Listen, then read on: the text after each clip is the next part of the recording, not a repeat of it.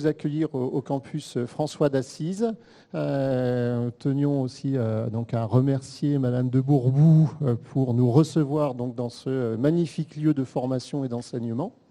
Merci aussi donc aux équipes de l'EPA Bordeaux-Euratlantique, notamment Virginie Bayens, Jean-Émeric Monceau, pour avoir organisé en collaboration donc, avec Oriane Esvan, la directrice de l'Oiseau, ce temps fort qui va se dérouler sur donc, la seconde partie de matinée.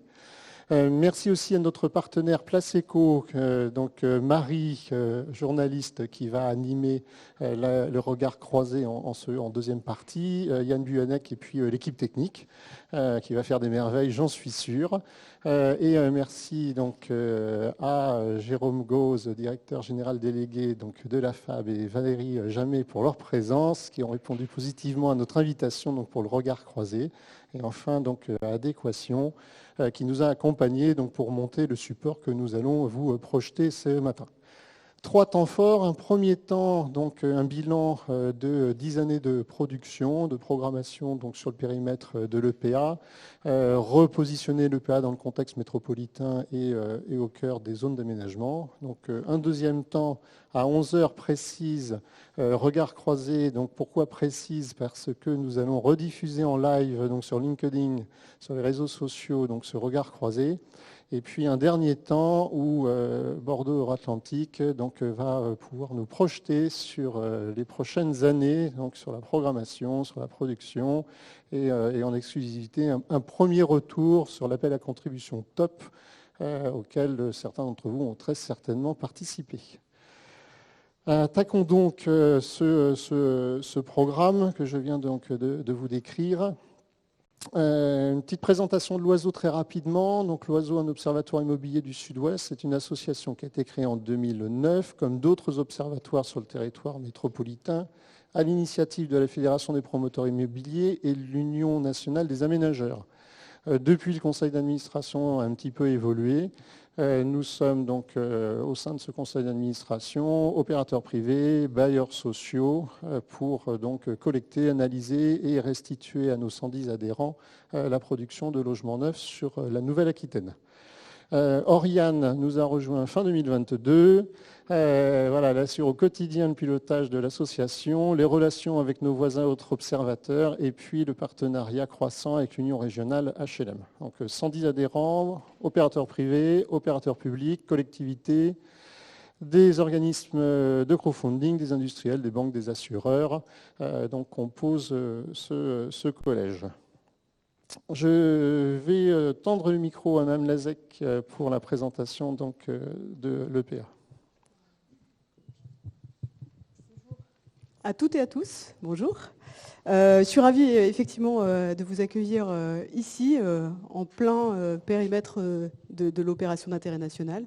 Alors, une OIN que vous connaissez, qui est en place depuis 10 ans, qui est pilotée donc, par l'établissement public d'aménagement que je dirige depuis maintenant près de 2 ans, et qui a été créée comme aménageur public pour réguler le marché immobilier, reconquérir ces friches industrielles et ferroviaires dont on hérite sur ce périmètre très large de 738 hectares, au moment où on accompagnait l'arrivée de la LGV et du coup un vrai risque de développement non contrôlé à proximité de la gare. On a donc mis en commun avec l'ensemble des partenaires de la puissance publique, État, collectivités locales, donc Bordeaux Métropole notamment, et les 3 villes concernées à nos côtés, mais aussi le département de la Gironde et la région Nouvelle-Aquitaine, tous ces moyens publics finalement pour aménager sur une durée d'une 20aine d'années ce périmètre, pour du coup travailler à cette régulation spatialisée et phasée dans le temps, les développements immobiliers sur le secteur, avec 2 piliers majeurs, le développement de logement, le développement d'emploi, et un paradigme fort qui était de lutter contre l'étalement urbain. Donc on a effectivement 10 ans de recul aujourd'hui, et c'est ce qu'on voulait vous montrer avec cette façon de travailler quartier par quartier, puisque ce périmètre de 738 hectares évidemment est bien trop large. On a donc 3 territoires de projet aujourd'hui actifs, avec 2 ZAC constitués, une 3e ZAC en cours de concertation préalable.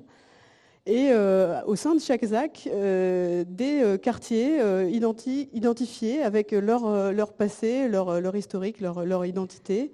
Et de proche en proche, on a franchi la voie ferrée pour aménager à l'arrière de la gare Saint-Jean, traversé la Garonne pour travailler sur Garonne-Eiffel et Deschamps-Belvédère et bientôt en phase opérationnelle côté Souilles. Et on retraversera la Garonne pour finir sur Bègles, avec toujours cette logique de raisonner à l'échelle finalement du quartier vécu. Qu'est-ce qui est important pour les habitants qui arrivent, et pour ceux qui sont déjà là, c'est d'avoir des quartiers qui soient apaisés, qui répondent aux besoins du quotidien, donc les services, les équipements sociaux, scolaires, culturels, à proximité, et le commerce entendu comme un service de proximité également, qui fait partie du quotidien des habitants qui arrivent au fur et à mesure sur ces territoires de projet. Au sein de ces quartiers, on est attentif à ce qu'on ait des porosités et des liens forts et une accessibilité forcément plus décarbonée. On est à proximité de la gare, donc c'est le meilleur endroit pour le faire. Et on est aussi au sein d'un schéma métropolitain de déplacement qui permet d'avoir accès à des transports doux et des réseaux de déplacement en vélo, en piéton, qui sont de qualité. Et c'est ce à quoi, effectivement, en tant qu'aménageur, on travaille en plus de la dévolution des fonciers pour les équipements et les bâtiments. Donc cette logique de quartier, on va la reproduire sur les différents secteurs d'aménagement, avec cette vraie attention et du coup une organisation qui nous permet de conduire les projets avec un cahier des charges très fort et structuré. On peut du coup avancer. Je le disais, l'objectif à la création de l'opération, c'était d'être en mesure d'accueillir jusqu'à 50 000 habitants sur le secteur, parce que ça répondait à la projection démographique sur Bordeaux Métropole notamment, qui est confirmée et dont on verra les chiffres mis à jour tout à l'heure, avec 2 impératifs, c'était de loger tout le monde, en tout cas tous ceux qui le souhaitent, donc travailler sur l'univers des choix des ménages et pas uniquement sur ceux qui peuvent se permettre d'habiter en cœur de métropole, avec une offre du coup quantitativement et qualitativement adaptée. Donc en quantitatif, parce qu'il y a effectivement un afflux de population, une réelle attractivité, et de la qualité justement pour préférer se loger en cœur de métropole plutôt qu'en étalement urbain et consommer des ressources foncières et des espaces naturels et agricoles.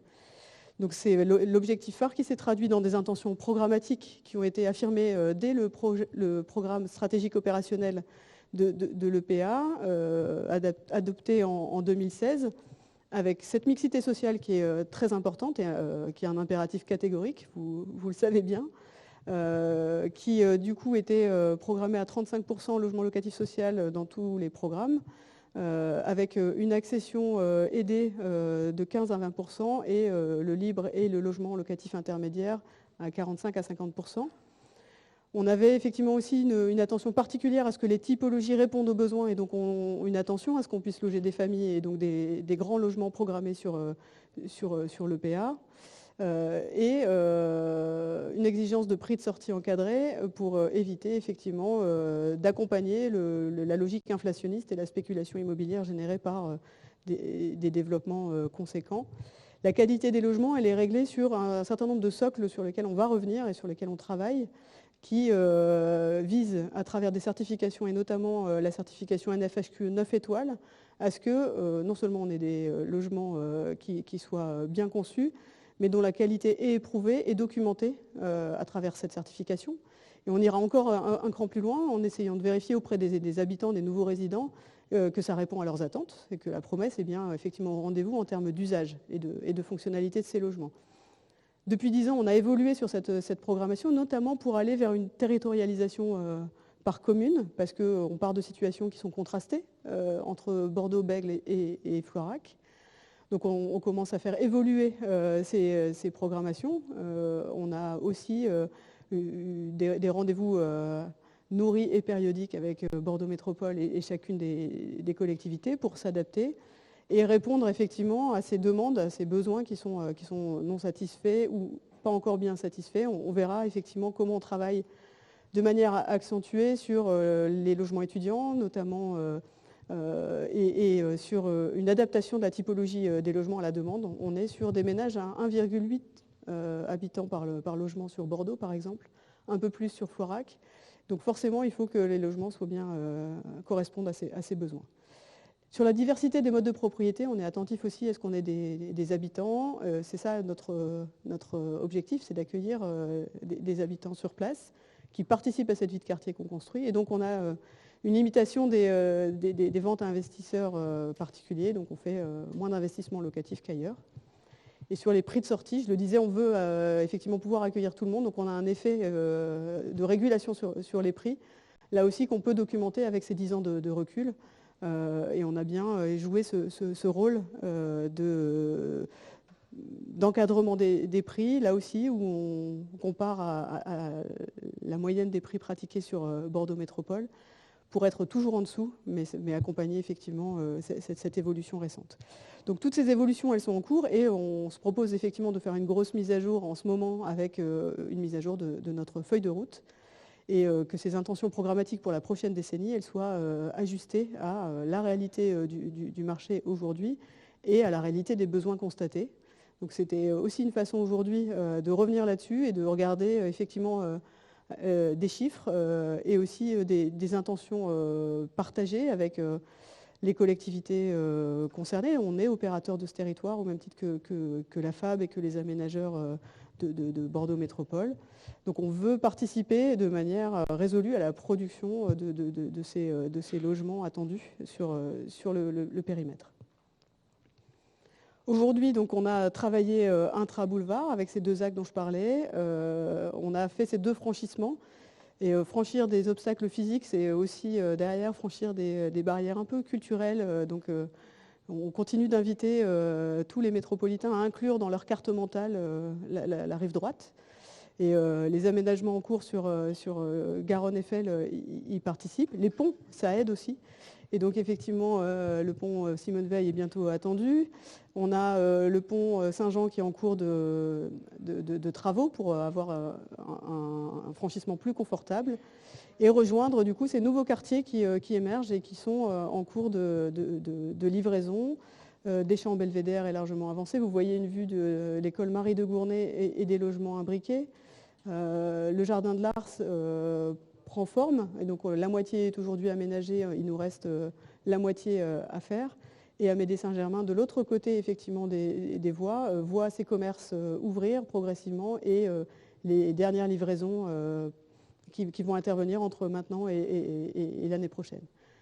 Donc tout ça, des quartiers qui entrent en vie avec des livraisons de logements dont on peut voir les chiffres effectivement. Les 1900 logements livrés à date, donc à la fin de l'année dernière sur la ZAC Bordeaux-Saint-Jean-Belsier, près de 1200, donc 1100 à la fin de l'année dernière sur Garonne-Eiffel. Ces 3000 logements sont essentiellement sur Bordeaux. Donc toutes les livraisons qu'on a engrangées jusqu'à présent concernent Bordeaux. Et on va avoir progressivement cette évolution qui continue à monter. On est sur un pic de livraison attendu et sur un palier qui va durer 3 ans, avec tous les ans effectivement des livraisons conséquentes, avec toujours cette diversité des logements qui démontre que de la programmation à la livraison, effectivement, on n'a pas perdu trop de ménages en route.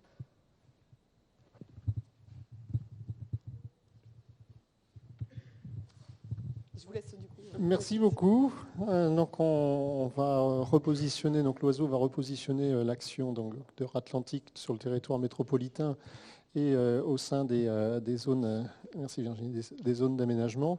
Un premier rappel donc des dynamiques sociodémographiques métropolitaines pour replacer un petit peu le contexte. Donc sur le territoire d'intervention sur le périmètre de Ratlantique, donc Bordeaux, Floirac, Bègles, nous avons donc Tout d'abord, excusez-moi, je vais quand même positionner les choses. Fond de carte, on reprend dans l'ordre. Plus le fond de carte est foncé, en rouge, et plus le taux de variation de population est important. Donc on s'aperçoit qu'on a une croissance qui est, par les ronds et par le fond de carte, importante sur Bordeaux et sur Bègles, avec en métropole donc 400 000 ménages, 33 000 ménages de plus depuis 2014. Donc on retrouve assez rapidement les 10 000 habitants qui arrivent sur la métropole annuellement. Bordeaux concentre 35% des ménages. Et donc sur le slide suivant, on va faire un petit zoom, après un petit zoom sur un zoom sur ces trois périmètres de ville, avec des caractéristiques assez différentes entre les trois communes. Donc Bordeaux, plutôt une population jeune, avec une taille de ménage, comme le rappelait Valérie Lazec, à 1,8. Et Florac-Bègles, des ménages un petit peu plus seniors, avec une taille de ménage plus importante. La composition donc, des ménages sur la métropole, avec leur évolution sur 2014-2019, on s'aperçoit en fait une forte dynamique sur les moins de 39 ans et puis sur les pré-seniors en 50-59 ans, avec donc sa source INSEE. Et un effectif étudiant qui est extrêmement important en termes d'évolution. Donc on est à 104 000 quasi-étudiants en 2020, à rapprocher des moins de 30 ans. Donc l'effectif étudiant, c'est le ministère qui le donne. Les données de moins de 30 ans, ce sont l'INSEE des ménages. Donc vous avez des étudiants qui sont déjà donc, fiscalement indépendants de leurs parents, donc qui sont considérés comme des ménages. Et donc, ils rentrent dans les deux catégories, et étudiants et moins de 30 ans, d'où un petit peu l'écart sensible de chiffres. L'activité immobilière donc, sur le périmètre de l'OIN. On a une activité de plus en plus importante sur les ventes métropolitaines. Et ça, c'est le premier enseignement que l'on peut retenir de la programmation des 10 dernières années. On a aujourd'hui Bordeaux-Atlantique qui, au niveau métropolitain, représente 10-11% des ventes. On le voit sur la courbe des livraisons qui ont été montées, une courbe très ascendante, donc une montée en puissance du territoire sous forme de production et une quote-part par rapport au territoire métropolitain qui s'affirme. La destination des ventes.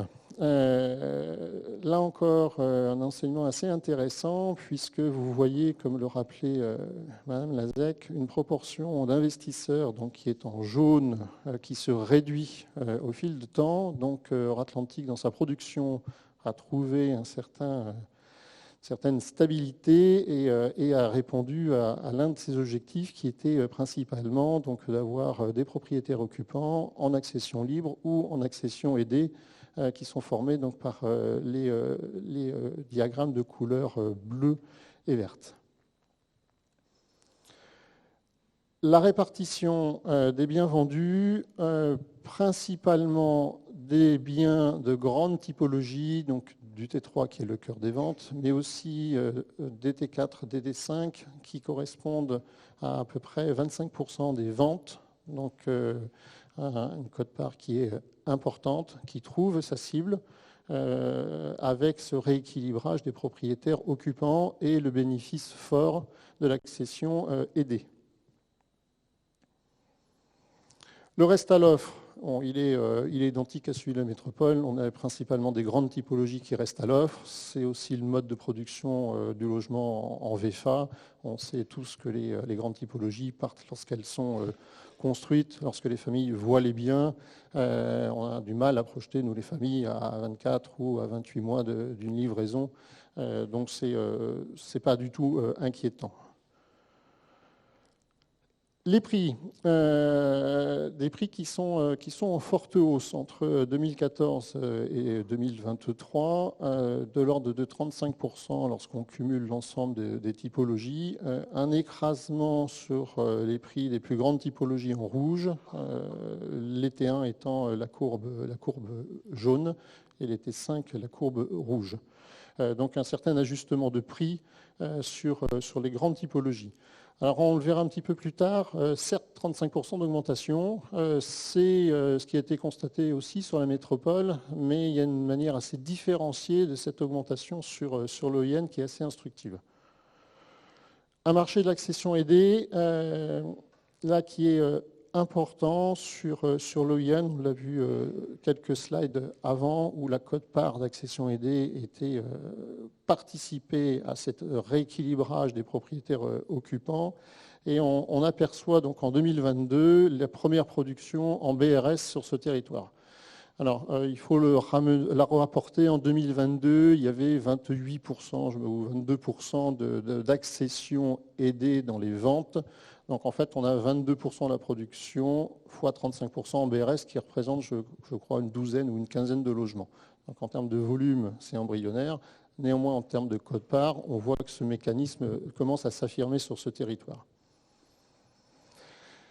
Il va s'affirmer, à notre avis, de plus en plus de manière impactante, puisqu'en fait, vous avez un écart qui est très significatif entre les prix proposés en BRS, alors hors redevance, et le prix en prix maîtrisé. Vous avez la courbe, donc le point à 2620, qui est le premier constat restitution de données de l'oiseau sur le BRS. Vous avez le périmètre renouvellement urbain qui est la courbe qui fait une vague et qui s'envole à 3575.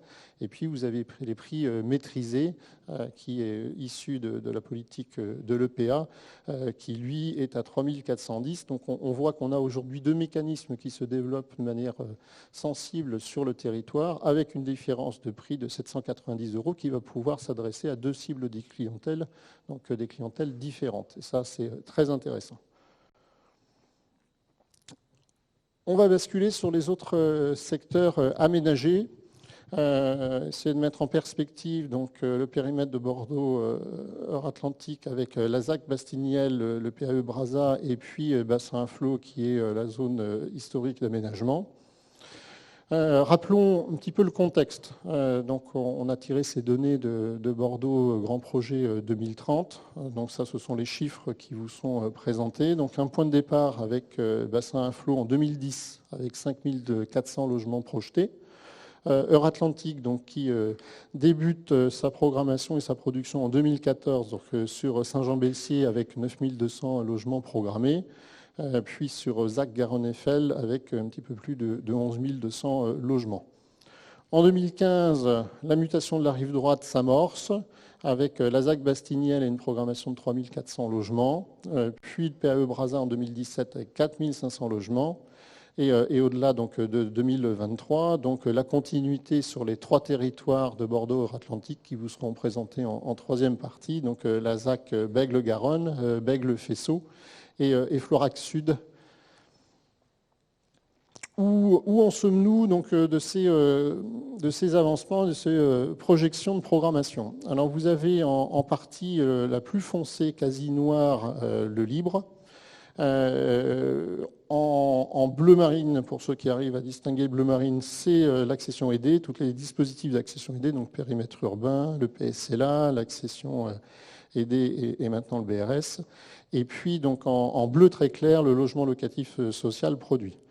Ce sont des données qui sont agrégées depuis le lancement des différentes zones d'aménagement ou de périmètres d'aménagement concertés.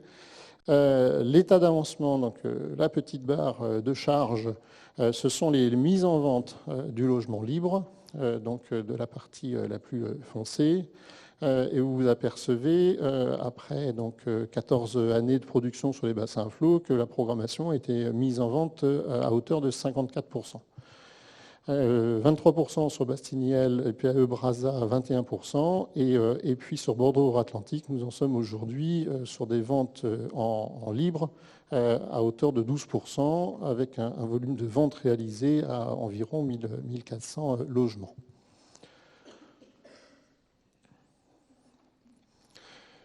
On a ici la comparaison des différents dispositifs. Donc les investisseurs privés en jaune, l'accession libre en bleu et l'accession donc à prix maîtrisé ou aidé en vert.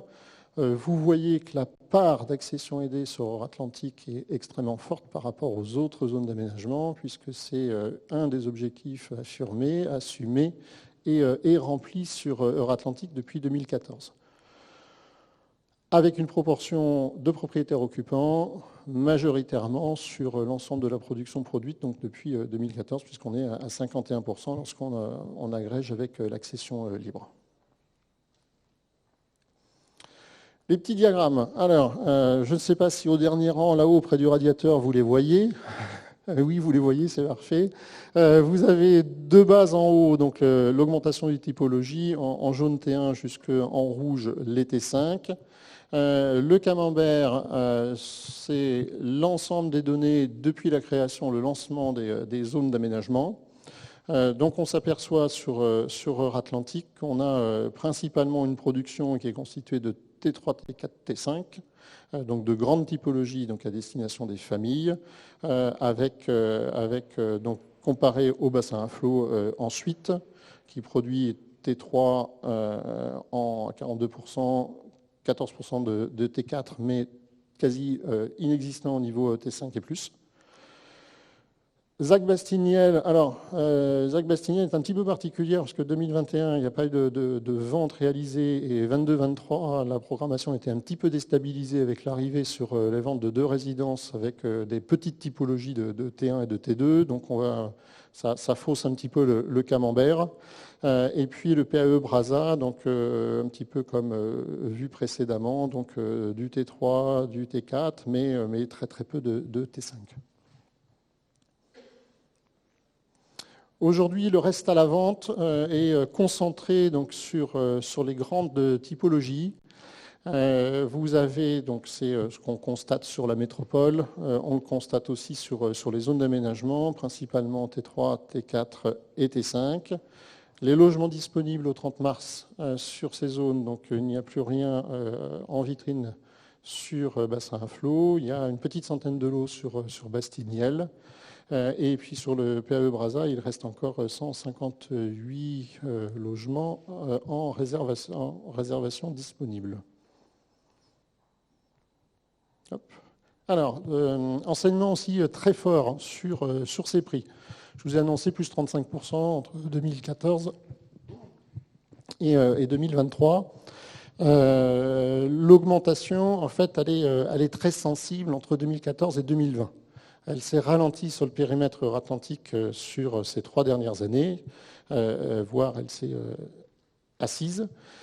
Et aujourd'hui, on arrive sur Euratlantique à un prix donc de 4 745 € du mètre carré, à comparer avec le prix de la métropole, qui est à un petit peu plus de 5 050 €. 5 050 €, c'est la moyenne, puisque lorsque vous regardez sur les différents périmètres Brasa, Bastiniel ou bassin à flot, vous avez des prix moyens constatés qui sont bien au-delà des 5 050 €. Donc on a aujourd'hui sur le périmètre de Bordeaux-Atlantique un effet très modérateur du prix moyen de vente des logements sur la métropole, qui était là aussi un objectif qui était affirmé à l'origine et qui est aujourd'hui rempli.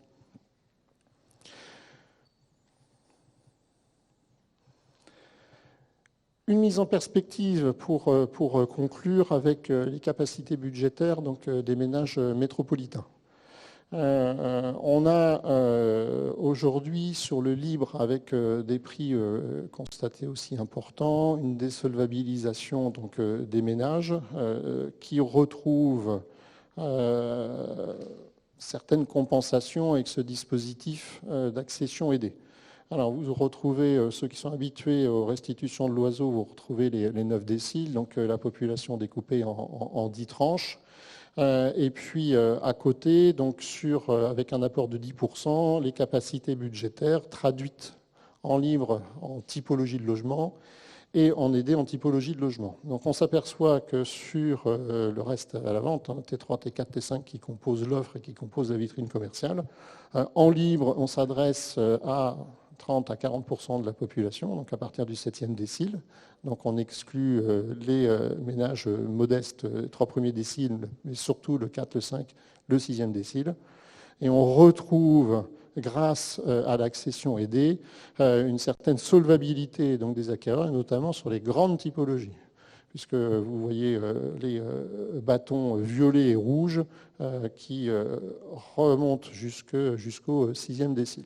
Bon, je crois que là, l'objectif, la perspective à travailler, c'est d'essayer peut-être avec le dispositif du BRS qui se décroche un petit peu des prix maîtrisés, de pouvoir peut-être aller chercher le 4, le 5, le 6e décile.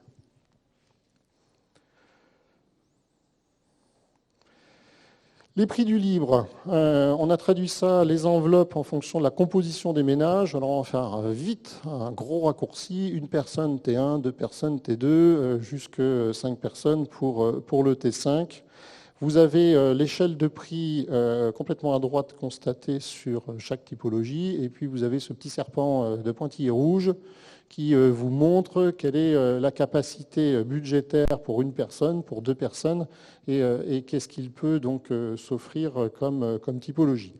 On voit qu'un T2 est accessible à un petit peu plus de 50% des ménages métropolitains, et on perd cette solvabilité puisqu'elle s'effondre à 30-35% sur les plus grandes composition de ménages de 4 ou 5 personnes, voire plus. Donc on retrouve d'une autre manière ce qui a été traduit sur le diagramme précédent. L'objectif aujourd'hui, c'est effectivement que ce petit serpentin il aille le plus à gauche possible avec un nouveau dispositif aidé que peut-être le BRS ou retravailler l'accession abordable maîtrisée. J'en ai fini.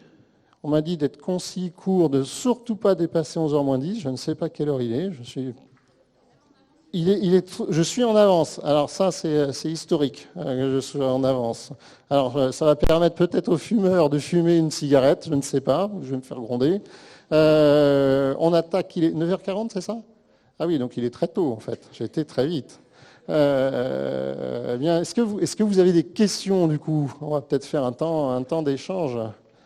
10h40, oui merci, je ne suis pas à la bonne heure. Je fais passer le micro si quelqu'un a des questions sur les chiffres présentés par Christophe. Je précise ou aussi sur la programmation, les 10 dernières années écoulées. Le PDF vous sera fourni après la conférence. J'ai vu plein de gens prendre des photos. Oui, mais ça c'est parce qu'ils me prennent en photo, Oriane. Ils savent qu'ils vont avoir le PDF. Est-ce que quelqu'un a des questions? Vous êtes silencieux, hein? Pas de questions? On fait une petite pause oui. Alors, mais oui. Oui.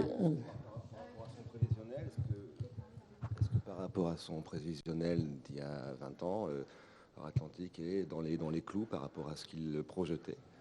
C'est peut-être à vous que je te pose la question. Mme Lazec, si vous voulez répondre. Alors, c'était il y a 10 ans. Mais effectivement, à travers la programmation initiale et le bilan qu'on tire aujourd'hui, on a une trajectoire qui est à peu près conforme dans son dessin, dans son rythme. Et effectivement, on a en quantité produit ce qui était annoncé. Donc ce rythme avec du coup ce pic de livraison attendu à partir de cette année et pour quelques années à ce niveau de livraison, c'est bien le cas. On a en termes d'objectifs qualitatifs ou typologiques plutôt bien répondu. Et en fait, aujourd'hui, on fait le bilan, on regarde comment on a répondu à la question plus politique, en fait, qui était de permettre aux ménages, quel que soit leur revenu, de se loger en cœur de métropole. Et c'est là où, effectivement, on a encore des efforts à faire à travers les dispositifs d'aide, la capacité de produire du logement locatif social, puisque la demande est toujours supérieure à l'offre. Donc peut-être que c'est par rapport aux objectifs qu'il faut se réajuster, et se réajuster aussi sur des typologies particulières ou des cibles particulières que sont les étudiants d'une part, et on a commencé à revenir vers des typologies adaptées à ces ménages particuliers que sont les étudiants. Donc logement étudiant accru, programmation accrue. Et une question qui se pose pour nous pour l'avenir, c'est le logement des seniors, où effectivement on a besoin de travailler pour permettre aux personnes les plus âgées de rester à domicile, une programmation dédiée qui soit un peu plus forte et mieux identifiée sans doute. Donc en fait, à l'intérieur de la réponse aux objectifs qui est plutôt bonne, finalement on les réinterroge ces objectifs aujourd'hui. Et c'est peut-être sur ces ambitions nouvelles qu'on va retravailler la programmation future des prochaines ZAC et du reste à faire sur les ZAC engagés. Sur Saint-Jean-Belsier, on a effectivement quasiment à 3/4 tout programmé. Sur Garonne-Eiffel, on a un peu de marge de manœuvre encore sur les programmations attendues. Oui, bonjour, Pierre Vital, président de l'AFPI. J'avais une question. Il y a un chiffre moi, qui m'interpelle et qui me fait peur, c'est le chiffre des mises en vente, qui sur 2020 est au plus bas niveau depuis assez longtemps. Donc la question, et je pense que c'est celle que partagent certains opérateurs, c'est quelles sont les perspectives dans un contexte aussi qui est chahuté et qui n'est pas propice aux mises en vente. Donc quelles sont les perspectives court terme et demain, comment est-ce qu'on fera pour arriver à intensifier la production pour revenir au niveau qu'on avait connu dans les années 2019 à 2021 ?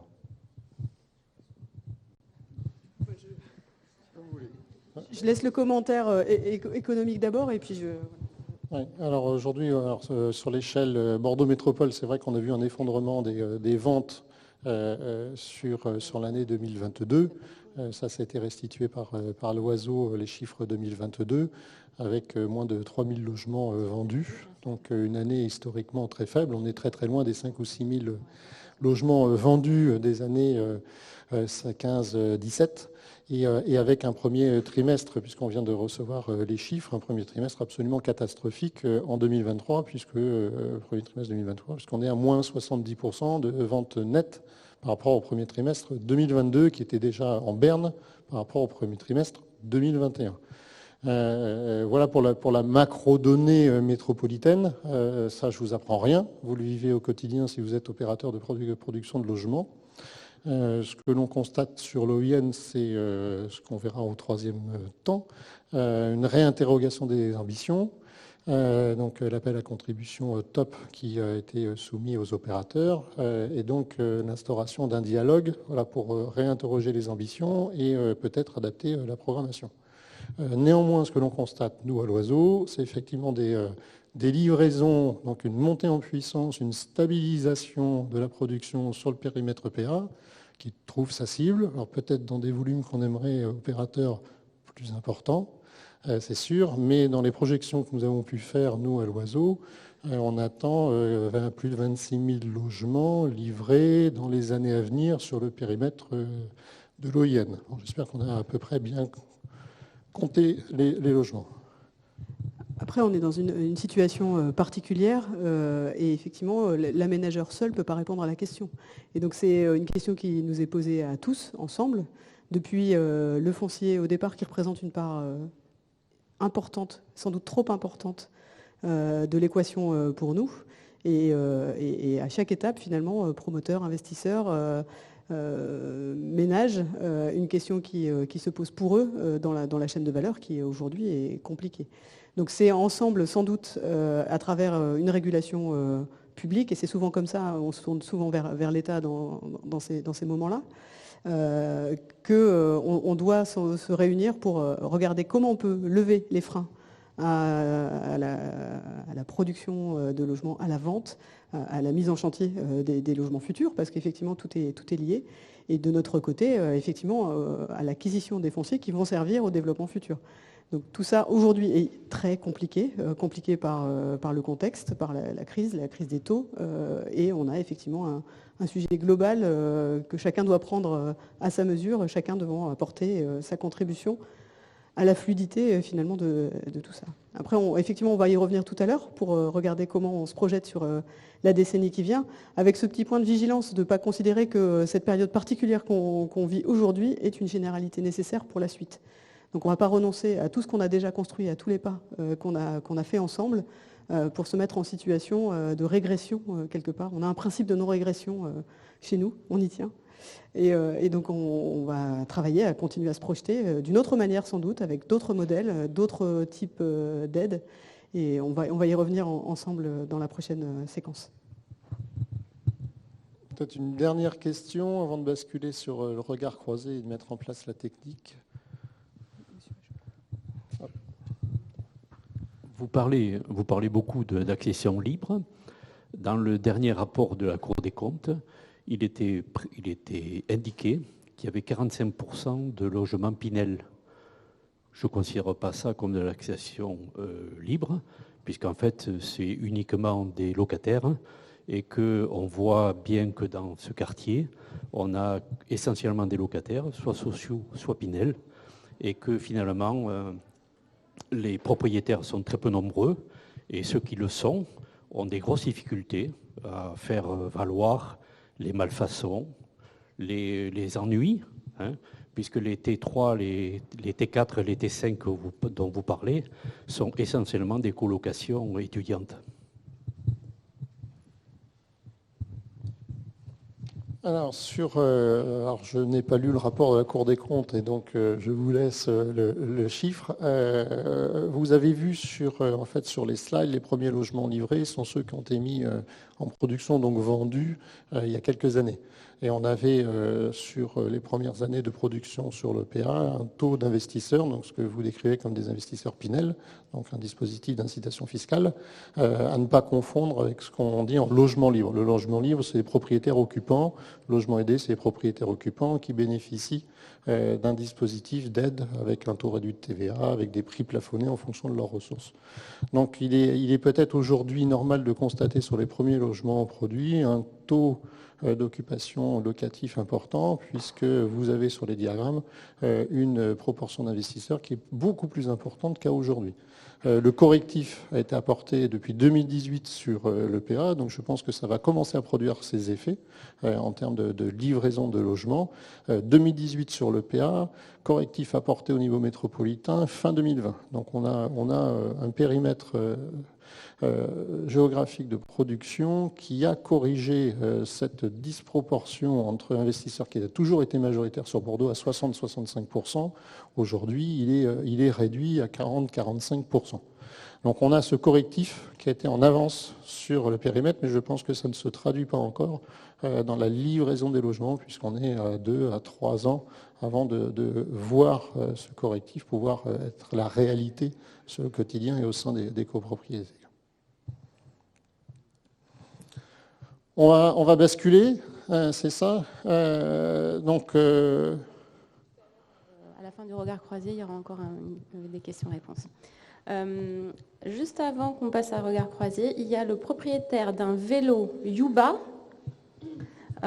qui est invité à déplacer son vélo, sinon il va passer sous le béton, c'est ça?